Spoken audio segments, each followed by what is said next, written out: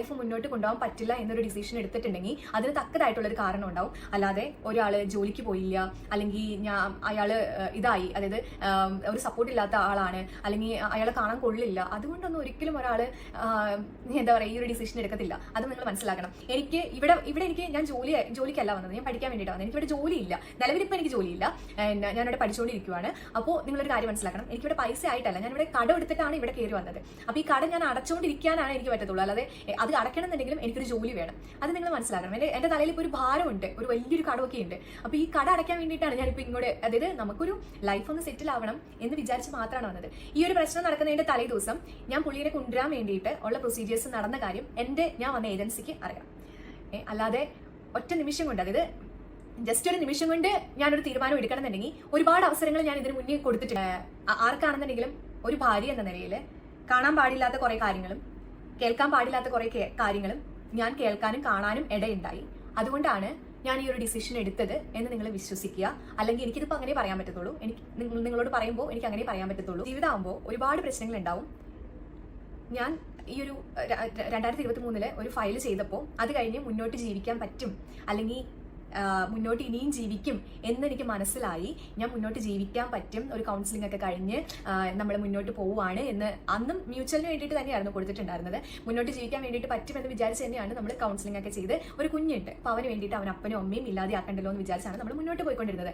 ഈ ഒരു കാര്യം, അതായത് 2.5 വർഷം മുമ്പ് കൊടുത്തിട്ട് പിന്നെ അവള് അവന്റെ കൂടെ സ്നേഹം കാണിച്ച് ഒലിപ്പിച്ച് നടന്നല്ലോ എന്ന് കുറെ പേര് കമന്റ് എടുത്ത് കണ്ടു. നമ്മൾ ലൈഫ് മുന്നോട്ട് ജീവിക്കാൻ ആഗ്രഹിക്കുന്നത്, അപ്പൊ ജീവിക്കാൻ ആഗ്രഹിക്കുമ്പോൾ അതുപോലെ തന്നെ സ്നേഹം കൊടുക്കാനേ ആഗ്രഹിക്കുകയുള്ളൂ.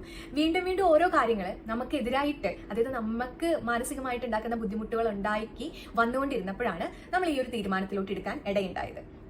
ഈ ഇടയുണ്ടായി ഞാനിങ്ങനെ ഒരു പോസ്റ്റ് ഇട്ടിട്ട് ആഗ്രഹത്തോട് കൂടിയിട്ടാണ് ഇങ്ങോട്ട് കയറി വന്നത്. എന്നെ മാനസികമായിട്ട് തളർത്തുന്നവരൊന്ന് ആലോചിക്കുക.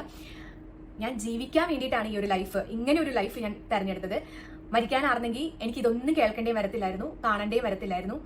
ഇപ്പൊ ഞാനിത് ഇങ്ങനെ ഇരുന്ന് വിളമ്പേണ്ട ആവശ്യമൊന്നും വരത്തില്ലായിരുന്നു. തന്നെ എല്ലാം പുറത്തു വന്നേനെ. അപ്പോൾ എന്നെ കൊണ്ട് ചെയ്യിപ്പിക്കാൻ നോക്കുന്നതാണോ എന്ന് എനിക്ക് മനസ്സിലാവുന്നില്ല. എന്നെ മാനസികമായിട്ട് ഈ ടോർച്ചർ ചെയ്തുകൊണ്ടിരിക്കുന്നതിന്റെ ഉദ്ദേശം എന്താണെന്നും.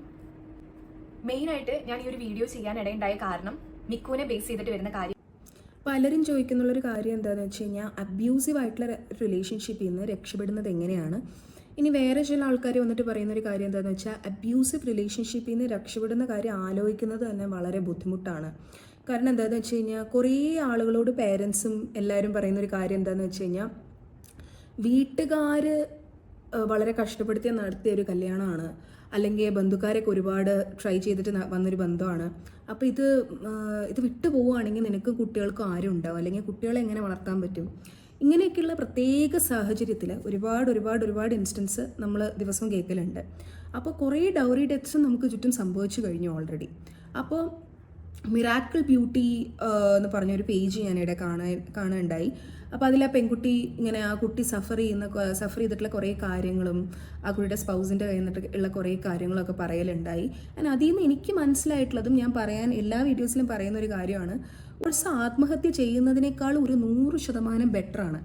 അതായത് നമ്മൾ ഒരാൾക്ക് വേണ്ടിയിട്ട് നമ്മുടെ കുട്ടികൾക്ക് വേണ്ടി നമ്മളൊരു മോശം മാരേജിൽ നിൽക്കണം എന്ന് പറയുന്നത് വളരെ പൊട്ടത്തരമായിട്ടുള്ളൊരു കാര്യമാണ്. എന്താണെന്ന് വെച്ച് കഴിഞ്ഞാൽ, ഒരു അബ്യൂസീവ് റിലേഷൻഷിപ്പിൽ നിൽക്കുമ്പോൾ ആ കുട്ടികൾ എന്തുമാത്രം ട്രോമ അനുഭവിക്കും.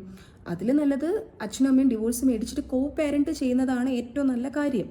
അപ്പോൾ പിന്നെ അത് മാത്രമല്ല, ഒരു ഡിവോഴ്സ് കഴിഞ്ഞാൽ പിന്നെ ഒരു പരസ്പരം അങ്ങോട്ടും ഇങ്ങോട്ടും സംസാരിക്കേണ്ടേ, അത് ഒരു പ്ലാറ്റ്ഫോമിൽ വന്നിരുന്ന്, ഇപ്പോൾ ആ കുട്ടി പറഞ്ഞത് ആ കുട്ടിക്ക് വേറെ വഴിയില്ലാത്തതുകൊണ്ടായിരിക്കാം പറഞ്ഞത്, എന്നിരുന്നാലും ഇങ്ങനെയുള്ള കോൺവെർസേഷൻസ് ഒന്നും ഇനീഷ്യേറ്റ് ചെയ്യാതിരിക്കുക. അപ്പോൾ ഇങ്ങനെ എന്തെങ്കിലും ഒരു അബ്യൂസീവ് റിലേഷൻഷിപ്പിലാണ് നിങ്ങളെങ്കിൽ, അല്ലെങ്കിൽ ഒരു ട്രൊമാറ്റിക് റിലേഷൻഷിപ്പിലാണെങ്കിൽ നാട്ടുകാരെന്ത് പറയും, വീട്ടുകാരെന്ത് ഓർക്കും, കുട്ടികൾക്ക് അച്ഛൻ വേണ്ടേ അമ്മ വേണ്ടേ എന്നൊക്കെ വിചാരിക്കാതെ, it's very important to seek help, go for a consultation and get yourself saved out of all this trauma.